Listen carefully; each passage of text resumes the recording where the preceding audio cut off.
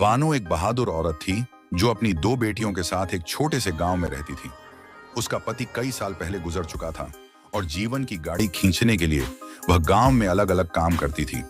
कभी रोटियां बनाकर बेचती तो कभी पड़ोस के घरों में काम करके अपनी बेटियों की जरूरतें पूरी करती। लेकिन बानो के पास एक खास चीज थी, उसका सपना। वह चाहती थी कि उसकी बेटियां पढ़ लिख कर एक बेहतर जिंदगी जीं। मगर गरीबी, समाज की कड़वी बातें और आसपास के लोग उसके रास्ते में दीवार बने हुए थे। गुलाबो की एंट्री एक दिन जब बानो अपने घर के बाहर बैठी रोटियां सेंक रही थी, उसे पास के कचरे के ढेर से एक अजीब सी आवाज सुनाई दी। वह उत्सुकता से उठी और वहां जाकर देखा तो उसका दिल पिघल गया। एक नन्हा सा झकमी खरगोश जो शायद किसी शिकारी के चंगुल से बच निकला था, बेबस पड़ा था। बानो ने उसे प्यार से उठाया और अपने घर ले आई। उसकी बेटियां भी खुश हो गईं। अम्मी, क्या हम इसे पाल सकते हैं? छोटी बेटी ने मासूमियत से पूछा। बानो मुस्कुरा दी। हाँ, मगर याद रखना, हर जिंदा प्राणी की सेवा करना एक नेकी, अच्छा काम है। हमें इसका पूरा ध्यान रखना होगा। बानो ने उस खरगोश का नाम गुलाबो रख दिया, क्योंकि वह एक छोटे, नरम, सफेद फूल की तरह दिखता था। गुलाबो अब उनके घर का हिस्सा बन गया था। वह बच्चों के साथ खेलता, बगीचे में उछल कूद करता और हर वक्त कोई न कोई शरारत करता। लोगों की बातें और बानो की हिम्मत। एक दिन बानो ने महसूस किया कि उसके पड़ोसी उस पर हंस रहे हैं। ये औरत खुद 2 वक्त की रोटी मुश्किल से जुटा पाती है और एक खरगोश पाल रही है।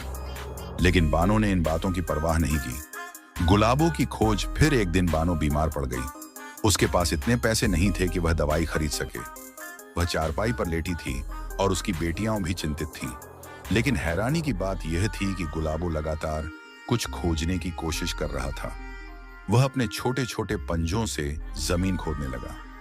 थोड़ी देर बाद बानो की बड़ी बेटी ने देखा कि जहां गुलाबो खोद रहा था, वहां जमीन के नीचे कुछ चमक रहा था। जिज्ञासा से उसने मिट्टी हटाई और एक पुराना मिट्टी का घड़ा निकला, जिसमें कुछ सिक्के और जेवर थे। किस्मत ने बदली बानो की जिंदगी। ये जेवर बानो की दादी के जमाने के थे, जो किसी ने वहां छिपा दिए थे और फिर भूल गया था। यह किसी वरदान से कम नहीं था। बानो ने वह जेवर बेचकर एक छोटा सा चाय का होटल खोल लिया। अब उसे मजदूरी करने के बजाय अपने ही होटल में काम करने का मौका मिला।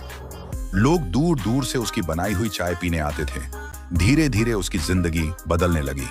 बानो ने अपनी बेटियों को स्कूल भेजना शुरू कर दिया। अब वह सिर्फ एक मेहनती औरत नहीं थी, बल्कि एक सफल माँ भी थी, जिसने अपने सपनों को हकीकत में बदल दिया था। और उसके इस सफर में उसका नन्हा दोस्त गुलाबो हमेशा उसके साथ रहा। सीख दोस्तों, ये कहानी हमें सिखाती है कि अगर नीयत साफ हो और हम हिम्मत ना हारें, तो किस्मत खुद हमारे रास्ते खोलती है, चाहे वह मदद किसी नन्हे खरगोश की शक्ल में ही क्यों ना आए।